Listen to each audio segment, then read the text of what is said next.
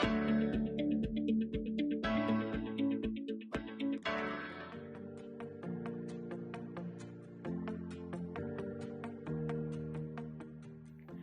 Students, welcome to another session of atoms and molecules. आज के session में हम बात करने वाले हैं एटम के स्ट्रक्चर की और हम देखेंगे कि साइंटिस्ट ने कौन से एटॉमिक मॉडल्स दिए थे। तो चलिए स्टार्ट करते हैं आज का सेशन। सबसे पहले हम बात करते हैं जॉन डाल्टन की। हमने अपने प्रीवियस सेशन में डाल्टन की एटॉमिक थ्योरी को समझा था। डाल्टन ने ये कहा था कि एटम्स आर इनडिविजिबल, एटम्स को हम फर्दर डिवाइड नहीं कर सकते। लेकिन उसके बाद आते हैं J Thomson, Joseph John Thomson ने डिस्कवर किया इलेक्ट्रॉन, जो कि एटम के अंदर प्रेजेंट होता है। So he was a British physicist and who was awarded the Nobel prize in physics in 1906 for his work on the discovery of electron.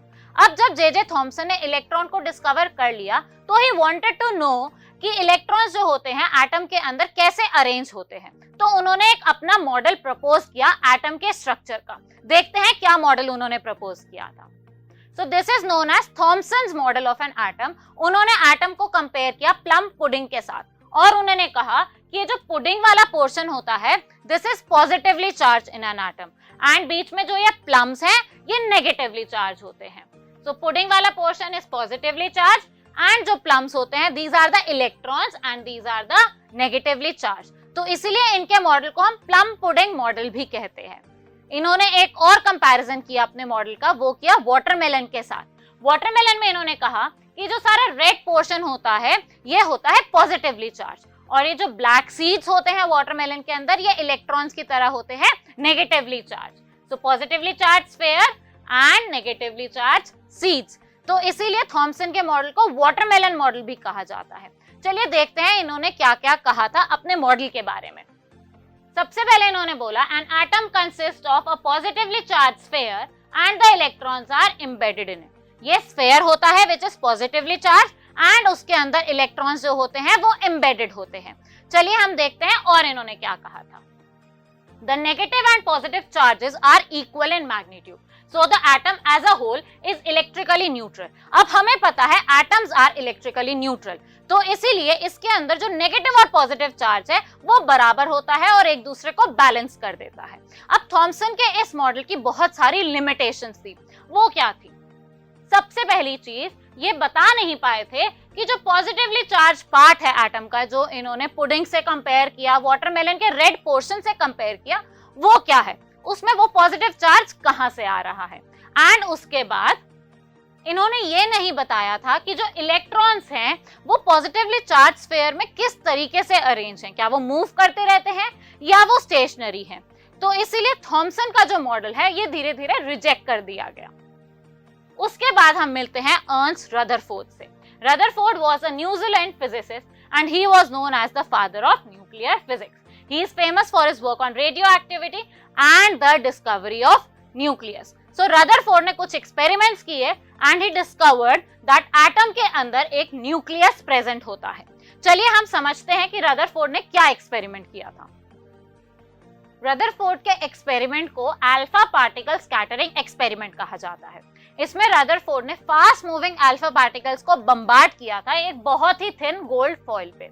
Now we know that alpha particles are doubly charge helium ions and इनका जो मास होता है वो होता है 4 atomic mass unit. तो जब वो बहुत फास्ट मूव करते हैं so they have considerable amount of energy. अब इसके बाद रदरफोर्ड ने एक्सपेक्ट किया था कि उसे कुछ डिफ्लेक्शंस ऑब्जर्व होंगे इन एन एटम, बट उसने जो ऑब्जर्व किया that was quite different. He observed that most of the alpha particles passed straight through the gold foil. Some of the alpha particles were slightly deflected by small angles and बहुत कम ऐसे alpha particles थे जो पूरा 180 degree rebound हो गए थे। अब Rutherford ने अपने एक्सपेरिमेंट के लिए गोल्ड फॉइल ही क्यों सिलेक्ट करी? हमें पता है that metals are highly malleable and ductile. हम मेटल्स को बहुत पतली शीट्स में बीट भी कर सकते हैं एंड बहुत थिन वायर्स में भी बना सकते हैं। अब उसको ऐसी फॉइल चाहिए थी जो बहुत ज्यादा थिन हो। इन फैक्ट उसने ये जो गोल्ड फॉइल सिलेक्ट करी it was only 1000 atoms thick. So this was the reason why he selected gold foil for his experiment. तो रदरफोर्ड ने अपने एक्सपेरिमेंट में जो ऑब्जर्वेशंस की उससे उसने कुछ कंक्लूजन्स निकाले। तो चलिए समझते हैं क्या थे वो conclusions. The first was most of the space inside an atom is empty as most of the alpha particles pass through the gold foil without getting deflected। उसने ये ऑब्जर्व किया कि जब अल्फा पार्टिकल्स गोल्ड फॉइल में से पास हुए तो maximum number of alpha particles में कोई डिफ्लेक्शन नहीं हुआ एंड उससे ये कंक्लूजन निकला कि बहुत सारा जो स्पेस है एटम के अंदर, मैक्सिमम स्पेस जो है वो खाली है, एम्प्टी है। Next was very few particles were deflected from there path indicating that the positive charge of the atom occupies very little space। क्योंकि बहुत कम अल्फा पार्टिकल्स ऐसे थे जो अपने पाथ से डिफ्लेक्ट हुए, तो रदरफोर्ड ने ये कंक्लूजन निकाला कि एटम के अंदर जो पॉजिटिव चार्ज होता है वो बहुत कम स्पेस ऑक्यूपाई करता है। And the last conclusion was that he observed that a very small fraction of alpha particles were deflected by 180 degrees, जो कि पूरा 180 डिग्रीज रीबाउंड हुए थे। तो उन्होंने कहा all the positive charge and mass of the gold atom is concentrated in a very small volume in the atom. तो सारा जो एटम का मास है और पॉजिटिव चार्ज है वो बहुत छोटे वॉल्यूम में कॉन्सेंट्रेटेड होता है। Now students, do you know कि अपने इस एक्सपेरिमेंट से रदरफोर्ड ने ये कैलकुलेट किया कि जो रेडियस होता है न्यूक्लियस का, that is about 105 times less than the radius of the atom. Now imagine अगर न्यूक्लियस जो है 105 टाइम्स एटम से छोटा है तो न्यूक्लियस कितना कम स्पेस ऑक्यूपाई कर रहा है एटम में। तो चलिए समझते हैं रदरफोर्ड के न्यूक्लियर मॉडल को। रदरफोर्ड ने कहा an atom has a positively charge nucleus at its centre and most of the mass of the atom is in its nucleus. Atom के अंदर एक पॉजिटिवली चार्ज न्यूक्लियस होता है एंड एटम का जो सारा मास है वो उस न्यूक्लियस में कॉन्सेंट्रेटेड होता है। और उसने कहा कि इलेक्ट्रॉन्स जो होते हैं वो न्यूक्लियस के आसपास रिवॉल्व करते हैं ऑर्बिट्स में। And also the size of the nucleus is very small as compare to the size of the atom. तो ये तीन मेन पोस्टुलेट्स थे रदरफोर्ड के मॉडल के कि एटम के अंदर एक न्यूक्लियस होता है जो कि बहुत छोटा होता है as compare to the size of the atom, and उस न्यूक्लियस के अंदर ही सारा mass and positive charge concentrated होता है एंड इलेक्ट्रॉन्स रिवॉल्व करते हैं उस न्यूक्लियस के आसपास in specific orbits. Now let's see कि रदरफोर्ड के मॉडल में डिफेक्ट्स क्या थे। अब ये मॉडल हम आज तो एक्सेप्ट नहीं करते हैं तो कुछ तो कमियां रही होंगी, तो समझते हैं। सबसे पहले हमें यह समझना है कि जब भी कोई पार्टिकल एक सर्कुलर ऑर्बिट में मूव करता है तो वो एनर्जी रेडिएट करता है, जिसकी वजह से अगर एक इलेक्ट्रॉन न्यूक्लियस के आसपास चक्कर लगा रहा है तो वो धीरे धीरे एनर्जी रेडिएट करेगा, एनर्जी लूज करेगा एंड वो कोलैप्स कर जाएगा, जिसकी वजह से एटम स्टेबल नहीं होगा।